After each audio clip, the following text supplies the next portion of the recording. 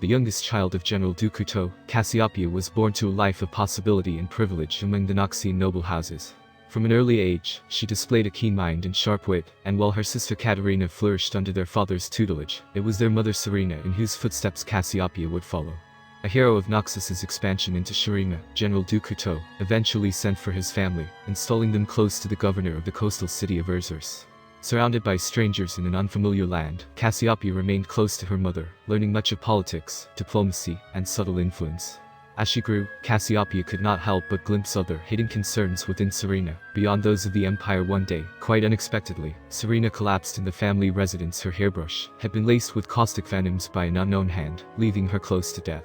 General Du Couteau was well versed in the ways of an assassin, and so he had all the household staff removed, leaving his wife and daughters alone in an empty house. Still little more than a child, Cassiopia never left her mother's bedside. While Soreana's recovery took many months, the bond between them became stronger than ever before. When the general was recalled to Noxus to prepare for the long-awaited invasion of Ionia, he took Katarina with him, but Cassiopia remained in Erzurs. Seemingly relieved, Soreana confided in her daughter that she belonged to a clandestine and secretive cabal, known by some as the Black Rose. Having guided the empire for centuries, they had finally managed to spread their influence into Soreana. Now free of her husband's watchful eye, Soreana's real work could begin. In time, and under her mother's tutelage, Cassiopia blossomed into a young woman of tremendous beauty, cunning and intelligence, if somewhat lacking in empathy. She saw those around her as tools to be used to achieve her goals, and then cast aside just as quickly. Though she had barely reached the cusp of womanhood, she was initiated into the Black Rose by hunting down and eliminating those who had sought the death of her mother.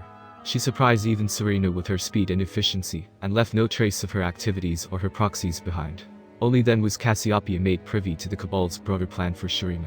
Using her family's tremendous resources, she undertook a number of expeditions into the deep desert, raiding ancient ruins, with the help of a local mercenary named Sivir. Her efforts were made all the more urgent when word reached Erzurs from the capital. Grand General Borm Darkroll had been deposed by Jericho's Swain, and a number of noble houses had chosen to honor this coup, including Du Couteau. Outraged and disgusted by her husband's betrayal, and fearing that all members of the Black Rose were now in jeopardy, Soreana became desperate. She dispatched Cassiopia to seek out the godlike power that had been the key to Soreana's supremacy in ages past. Cassiopia swore she would return with a weapon ready for the looming secret war, or not at all.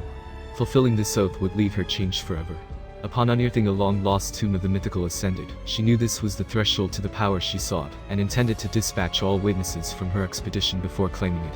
The guide Sivir was the first to fall to Cassiopia's blade, but then an ancient stone tomb guardian reared up, and buried its fangs into her flesh.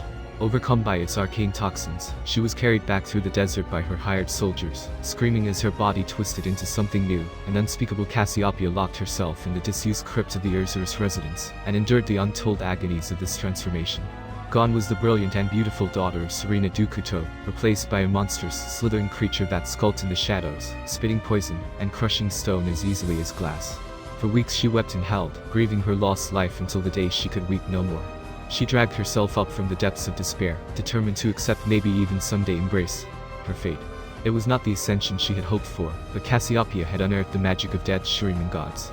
She would turn it to the schemes of the Black Rose just as she and her mother had planned, and she could feel this power growing within her, day by day. Though into what, even she could not guess.